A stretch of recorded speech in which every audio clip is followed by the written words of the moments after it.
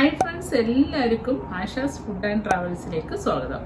ഇന്ന് ഉണ്ടാക്കാൻ പോകുന്നത് റെഡ് സോസ് പാസ്തയാണ്. കുട്ടികൾക്കും മുതിർന്നവർക്കും ഒരുപോലെ ഇഷ്ടമുള്ള ഒരു സാധനമാണ് പാസ്ത. ഇതിനാവശ്യമായിട്ട് 3 ഇൻഗ്രീഡിയൻസ് മതിയാവും. 1 ക്യാപ്സിക്കം, 2 തക്കാളി വേണം, കുറച്ച് പാസ്ത വേണം.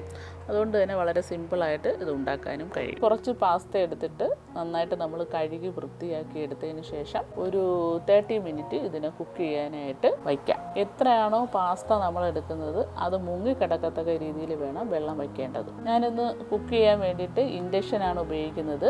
ഒരു ഹൈ ഫ്ലെയിമിൽ വെച്ചിട്ട് 30 മിനിറ്റ് സെറ്റ് ചെയ്താണ് വെച്ചിരിക്കുന്നത്. ഇനി നമുക്ക് റെഡ് സോസ് ഉണ്ടാക്കാൻ വേണ്ടിയിട്ട് ക്യാപ്സിക്കം ചെറുതായിട്ട് മുറിച്ചെടുക്കുക. ഇനി സോസ് ഉണ്ടാക്കാൻ വേണ്ടിയിട്ട് ഇതുപോലൊരു പാൻ അടുപ്പത്ത് വയ്ക്കുക. എന്നിട്ട് ഹീറ്റ് ഞാനൊന്ന് അഡ്ജസ്റ്റ് ചെയ്ത് കൊടുക്കുന്നുണ്ട്, ഒരു ഹൈക്കും മീഡിയത്തിനും ഇടയ്ക്ക്. പാൻ ചൂടായതിനു ശേഷം കുറച്ച് ഒലിവ് ഓയിൽ ഒഴിച്ചു കൊടുക്കുക. അതിനുശേഷം ക്യാപ്സിക്കം ഇട്ട് കൊടുക്കുക. ക്യാപ്സിക്കം ഒന്ന് ഫ്രൈ ആയി വരുന്നത് വരെ ഒന്ന് മിക്സ് ചെയ്ത് കൊടുക്കണം. ഇനി നമുക്ക് തക്കാളി ക്യാപ്സിക്കം അരിഞ്ഞതുപോലെ തന്നെ ചെറിയ പീസാക്കി അരിഞ്ഞെടുക്കണം. ഇനി നമുക്ക് തക്കാളിയും കൂടി ചേർത്ത് കൊടുത്ത് മിക്സ് ചെയ്തെടുക്കാം. ഇനി ഇതിലേക്ക് 1 ടീസ്പൂൺ ഉണക്കമുളക് ചതച്ചത് ഇട്ട് കൊടുക്കണം. ഇനി നമുക്ക് ടേസ്റ്റിന് ആവശ്യമായിട്ടുള്ള ഉപ്പും കൂടി ചേർത്ത് കൊടുക്കാം. ഇനി ചെറിയ ഉള്ളി അല്ലെങ്കിൽ ഷാലറ്റ് ഒരെണ്ണം ചെറുതായി അരിഞ്ഞെടുക്കണം. നമ്മുടെ തക്കാളിയും ക്യാപ്സിക്കവും വെള്ളമെല്ലാം പറ്റി ഫ്രൈ ആയി വന്നിട്ടുണ്ട്. ഇനി നമ്മുടെ പാസ്ത വെന്തോന്ന് നമുക്ക് നോക്കാം. 30 മിനിറ്റ് കഴിഞ്ഞിട്ടുണ്ട്, നന്നായിട്ട് പാകമായി കഴിഞ്ഞിട്ടുണ്ട്. ഇനി നമുക്ക്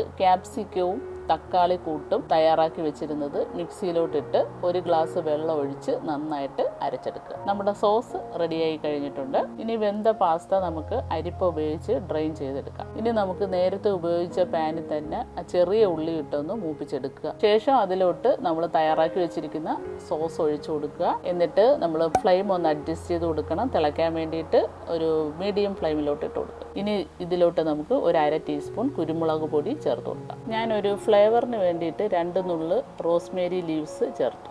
ഇനി സോസ് ഒന്ന് കുറുകി വരുമ്പോൾ തന്നെ പാസ്ത ആഡ് ചെയ്ത് കൊടുക്കണം. ഇത് വീറ്റ് പാസ്തയാണ്. ഫൈബർ കണ്ടന്റ് കൂടുതലും അടങ്ങിയിട്ടുണ്ട്. അതുകൊണ്ട് കുട്ടികൾക്ക് കഴിക്കാൻ കൊടുക്കുന്നത് വളരെ നല്ലതാണ്. ഇനി നമുക്ക് ഒരു 1/2 ടീസ്പൂൺ ഓറിഗാനോ ലീഫ് ചേർത്ത് കൊടുക്കാം. പാസ്തേതായിട്ടുള്ള ഒരു തനതായ രുചിക്ക് ഇത് ചേർക്കുന്നത് വളരെ നല്ലതാണ്, ടേസ്റ്റിയുമാണ്. നമ്മുടെ റെഡ് സോസ് പാസ്ത റെഡി ആയിട്ടുണ്ട്. നിങ്ങൾ ഇതുപോലെ വീട്ടിലൊന്ന് ഉണ്ടാക്കി നോക്കുക. എല്ലാവരും ഇപ്പം കോവിഡ്, പ്രളയം ഇങ്ങനെയൊക്കെയുള്ള പല കാര്യത്തിലും മാനസികമായിട്ടുള്ള പല പ്രോബ്ലംസിലാണെന്ന് അറിയാം. എങ്കിൽ തന്നെയും എല്ലാവരും കഴിവതും സേഫായിട്ടിരിക്കുക. നമുക്ക് ദൈവത്തിനോട് അതിന് വേണ്ടിയിട്ട് പ്രാർത്ഥിക്കാം. എൻ്റെ ഈ വീഡിയോ നിങ്ങൾക്ക് ഇഷ്ടപ്പെടുമെന്ന് ഞാൻ വിചാരിക്കുന്നു. പുതിയ വീഡിയോ ആയിട്ട് അടുത്ത ആഴ്ച വരുന്നതായിരിക്കും. അതുവരേക്കും ബൈ ബൈ.